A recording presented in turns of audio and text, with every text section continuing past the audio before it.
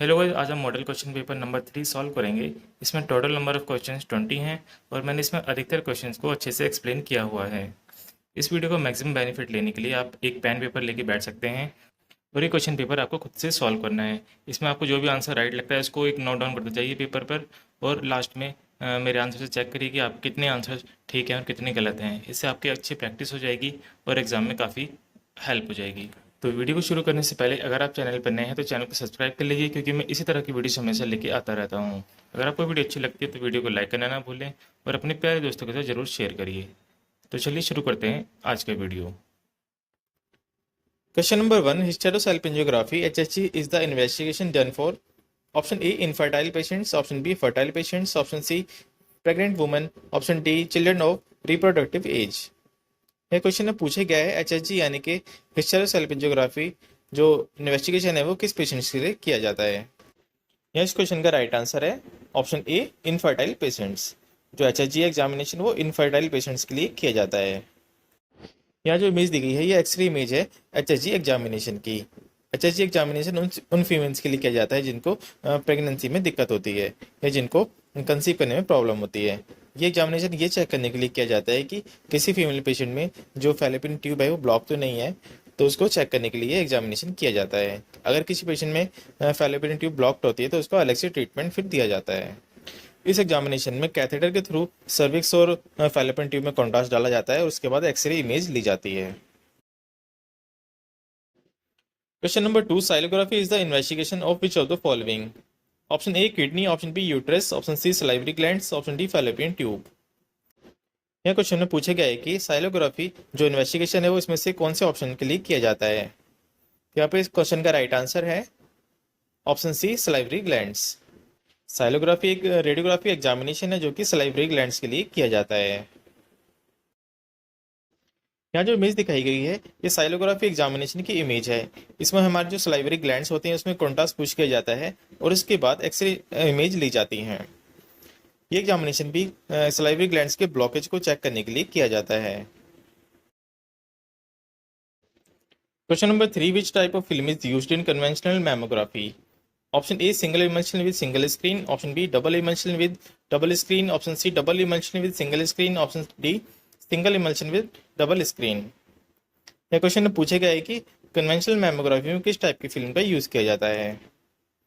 यहाँ पर इस क्वेश्चन का राइट आंसर है option A single emulsion with single screen. Mammography में जो फिल्म यूज की जाती है वो सिंगल इमल्शन फिल्म होती है और इसके लिए हम सिंगल स्क्रीन का यूज करते हैं। Question number 4. Which type of interaction occurs between sound and matter. Option A reflection, option B refraction, option C absorption, option D all of the above. यह क्वेश्चन में पूछा गया है कि साउंड और मैटर के बीच में किस टाइप का इंटरेक्शन होता है। यहाँ पर इस क्वेश्चन का राइट आंसर है option D all of the above. Sound और मैटर के बीच में तीनों तरह के इंटरेक्शन होते हैं, यानी कि रिफ्लेक्शन, रिफ्रैक्शन और एब्जॉर्प्शन। इस इमेज में दिखाया गया है कि जब कोई साउंड बीम किसी मैटर से इंटरेक्ट करती है तो उसमें किस तरह से रिफ्लेक्शन, एब्जॉर्प्शन और रिफ्रैक्शन होता है।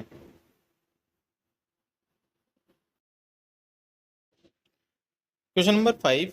What is the half life of technetium 99M। Option A 6 hours, option B 5.26 years, option C 270 days, option D 24 days. यह क्वेश्चन में पूछा गया है कि टेक्नीशियम 99M की जो हाफ लाइफ होती है वो कितनी होती है। यहाँ पर इस क्वेश्चन का राइट आंसर है option A 6 hours. Technetium 99M की जो हाफ लाइफ होती है वो 6 आवर्स होती है।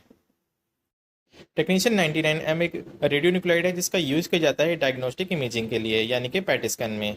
इसका यूज किया जाता है पैट स्कैन में बॉडी ऑर्गन्स को स्कैन करने के लिए। ये एक मेटास्टेबल न्यूक्लियर आइसोमर है टेक्नीशियन 99 का। Question number 6. Grid was invented by which of the following. Option A W.C. Roentgen, option B Stephen Hawking, option C madam Curie, option D doctor Gustav Bucky. यह question में पूछा गया है कि grid का invention इसमें से किनके द्वारा किया गया था। यहाँ पर इस क्वेश्चन का राइट आंसर है ऑप्शन डी डॉक्टर गुस्तेव बकी। ग्रिड का इन्वेंशन डॉक्टर गुस्तेव बकी के द्वारा 1913 में किया गया था। Question number 7. Dynamic range of a CT image is option A 32 shades of grey, option B 256 shades of grey, option C 156 shades of grey, option D 4096 shades of grey. यहाँ question में पूछा गया है कि सिटी इमेज की dynamic range कितनी होती है। यहाँ पर इस क्वेश्चन का राइट आंसर है option D 4096 shades of grey. CT image की जो डायनेमिक रेंज होती है वो 4096 शेड्स ऑफ ग्रे तक होती है। इसका मतलब है जो सिटी इमेज होती है काफ़ी हाई रेजोल्यूशन इमेज होती है। डायनेमिक रेंज का यहाँ पर मतलब है अगर कोई डिटेक्टर एक किसी एक्सेस इंटेंसिटी जो कि वाइड रेंज की है उसको डिटेक्ट कर पा रहा है और उसको डिफ्रेंशिएट कर पा रहा है तो उसको उस डिटेक्टर का डायनेमिक रेंज बोला जाएगा। यहाँ पर बात की गई है सिटी इमेज की डायनेमिक रेंज की। तो जितना ज़्यादा डायनेमिक रेंज होगा सिटी इमेज का उतना ज़्यादा हाई क्वालिटी होगी इमेज की। हाई क्वालिटी इमेज का ये फ़ायदा होता है कि आप जो बॉडी के जो छोटे छोटे जो स्ट्रक्चर्स हैं आप उनको ईजिली देख सकते हो और ईजिली डिफ्रेंशिएट कर सकते हो। Question number 8. By which of the following means ultrasound could produce biological effects in tissues? Option A heating, option B cavitation, option C ionization, option D both A and B। ये question में पूछा गया है कि जो ultrasound होता है वो टिश्यूज में किस तरह से बायोलॉजिकल इफेक्ट को प्रोड्यूस कर सकता है। यहाँ पर इस क्वेश्चन का राइट आंसर है option D both A and B. जो अल्ट्रासाउंड है वो टिश्यूज में बायोलॉजिकल इफेक्ट प्रोड्यूस करता है by heating and cavitation. Ultrasound beam दो तरह से टिश्यूज में बायोलॉजिकल इफेक्ट प्रोड्यूस करती है। पहला है हीटिंग, ये टिश्यूज में हीट प्रोड्यूस करती है, और दूसरा है कैविटेशन। कैविटेशन का यहाँ पर मतलब है जो फैट मोलिक्यूल्स होते हैं उनका जो ब्रेकडाउन होता है अल्ट्रासाउंड बीम की वजह से उसको कैविटेशन बोला जाता है। तो अल्ट्रासाउंड बीम इन दो तरीकों से बायोलॉजिकल इफेक्ट प्रोड्यूस करती है टिश्यूज में। Question number 9. A CT technologist can minimize the high radiation dose in CT by option A increasing the pitch, option B scanning at lower tube current, option C reducing the number of repeat scans, option D all of the above। ये question में पूछा गया है कि एक सीटी technologist कैसे CT scan में हाई रेडिएशन डोज को कम कर सकता है। तो यहाँ पर इस क्वेश्चन का राइट आंसर है option D all of the above. CT scan में जो हाई रेडिएशन डोज जाती है पेशेंट्स को उसको हम मिनिमाइज कर सकते हैं इन तीन मेथड के थ्रू।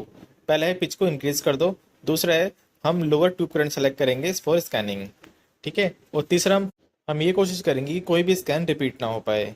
उसको हम अच्छे से पोजीशन करेंगे और अच्छे से पेशेंट को इंस्ट्रक्शन देंगे कि वो हिले डोले ना, ठीक है। इससे जो एग्जामिनेशन का रिपीट होने के जो चांसेस हैं वो कम हो जाते हैं और इस रिपीट स्कैन की वजह से जो हाई रेडिएशन डोज जाती है पेशेंट को वो भी कम हो जाती है। Question number 10. What is the frequency range of ultrasound transducers used for transvaginal scanning? Option A 1 to 3.5 MHz, option B 5 to 7.5 MHz, option C 8.5 to 10 MHz, option D any probe can be used। ये question में पूछा गया है ट्रांसवाजिनल scanning के लिए जो ultrasound transducer होता है उसकी फ्रिक्वेंसी रेंज कितनी होती है। यहाँ पर इस क्वेश्चन का राइट आंसर है ऑप्शन बी 5 to 7.5 MHz। यहाँ पर जो अल्ट्रासाउंड प्रोब दिखाया गया है ये टीवीएस प्रोब होता है, यानी कि ट्रांसवाजिनल स्कैनिंग के लिए इसको यूज़ किया जाता है और इसकी जो फ्रीक्वेंसी रेंज होती है वो 5 to 7.5 मेगाहर्ट्ज तक होती है। Question number 11. The treatment of the tumour by radiation source at a distance is called option A brachytherapy, option B teletherapy, option C chemotherapy, option D physiotherapy. यह question में पूछा गया है कि ट्यूमर के उस ट्रीटमेंट को क्या बोला जाता है जिसमें जो रेडिएशन सोर्स होता है वो एक डिस्टेंस पर होता है। तो यहाँ पर इस क्वेश्चन का राइट आंसर है ऑप्शन बी टेलीथेरेपी। टेलीथेरेपी में रेडिएशन सोर्स को एक डिस्टेंस पर रखा जाता है और उसके बाद ट्यूमर को ट्रीट किया जाता है। जैसे कि इसका नाम है टेलीथेरेपी, तो टेली का मतलब ही होता है डिस्टेंस, ठीक है। तो इसमें जो रेडिएशन सोर्स होता है वो एक डिस्टेंस पर होता है और इस फिक्स्ड रेडिएशन सोर्स से ट्यूमर को रेडिएशन डोज दी जाती है। Question number 12. Which of the following is the heart of the MRI system? Option A magnet, option B X ray tube, option C intensifying screen, option D all of the above. यह question में पूछा गया है कि MRI system का जो heart होता है वो किसमें से कौन सा है। तो यहाँ पर इस क्वेश्चन का राइट आंसर है ऑप्शन ए मैग्नेट। मैग्नेट को एमआरआई सिस्टम का हार्ट बोला जाता है। एमआरआई मशीन में जो मेन कंपोनेंट होता है वो मैग्नेट होता है। मैग्नेट के बेस पे ही एमआरआई सिस्टम पूरा काम करता है और बिना मैग्नेट के एमआरआई सिस्टम कुछ भी नहीं है, इसलिए मैग्नेट को एमआरआई का हार्ट बोला जाता है। Question number 13. A radiographer can minimize the unnecessary radiation dose to the patients by option A using correct techniques, option B using gonadal and breast shielding, option C using proper immobilization to prevent repeat exposures, option D all of the above. यह question में पूछा गया है कि एक radiographer किस तरह से जो अननेसेसरी रेडिएशन डोज है पेशेंट्स को वो कम कर सकता है। तो यहाँ इस क्वेश्चन का राइट आंसर है option D all of the above. जो रेडियोग्राफर है वो इसमें से इन तीनों टेक्निक का यूज़ करके अननेसेसरी जो डोज है पेशेंट्स को वो कम कर सकता है। पेशेंट्स को जो अननेसेसरी रेडिएशन डोज जाती है उसको हम काफ़ी हद तक कम कर सकते हैं अगर हम करेक्ट टेक्निक का यूज़ करें। यहाँ पर करेक्ट टेक्निक का मतलब है अगर हम पेशेंट की थिकनेस के हिसाब से अगर हम एक्सपोजर फैक्टर्स यानी कि एमएस और केवीपी सेलेक्ट करते हैं तो इसमें रिपीट एक्सपोजर होने के चांसेस काफ़ी कम होते हैं। दूसरा हम ये कर सकते हैं कि जो पेशेंट जो गोनाड्स और ब्रेस्ट हैं उसको हम प्रॉपर शील्ड करके उसको अननेसेसरी डोज से बचा सकते हैं। यहाँ पर जो इमेज दिखाई गई है ये गोनाडल शील्ड की इमेज है। इसमें गोनाड्स को अच्छे से कवर कर दिया जाता है जिससे कि जो अननेसेसरी रेडिएशन डोज है गोनाड्स को वो कम जाती है। यहाँ जो दूसरी इमेज है ये ब्रेस्ट शील्ड की इमेज है। इसमें ब्रेस्ट को कवर कर दिया जाता है जिससे कि जो अननेसेसरी रेडिएशन डोज है ब्रेस्ट को वो कम हो जाए। ये पेशेंट्स के लिए काफ़ी फायदेमंद होता है क्योंकि इससे उनको जो अननेसेसरी रेडिएशन डोज है वो काफ़ी कम हो जाती है। रेडिएशन डोज को कम करने के लिए हम ये कर सकते हैं कि पेशेंट को अच्छे से इमोबिलाइज किया जाए। जो हमारे डिवाइस होते हैं इमोबिलाइजेशन डिवाइसेस उनका यूज़ किया जाए और अच्छे से पेशेंट को इंस्ट्रक्शंस देके अगर पेशेंट को स्कैन किया जाए तो रिपीट स्कैन होने के चांसेस काफ़ी कम हो जाते हैं और इससे डोज भी काफ़ी फिर कम हो जाती है। Question number 14. The ratio between height of lattice strips and distance between them is called option A grid lattice, option B grid ratio, option C grid frequency, option D brightness gain.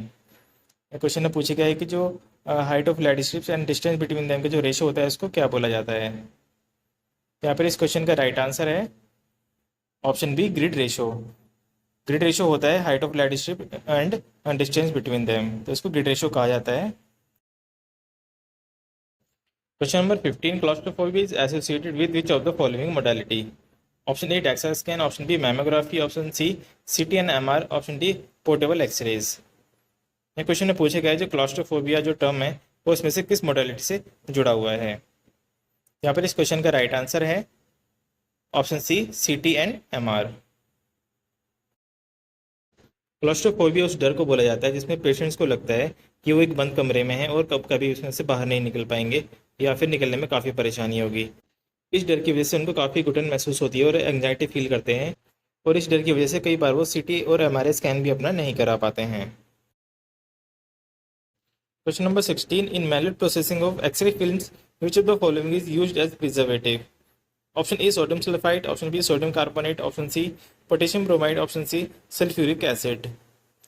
ये question में पूछा गया है कि X ray films की manual processing में इसमें से कौन सा एज ए प्रिजर्वेटिव यूज किया जाता है। यहाँ पे इस क्वेश्चन का राइट आंसर है option A sodium sulphide. Sodium sulphide का यूज किया जाता है as a preservative in manual processing में।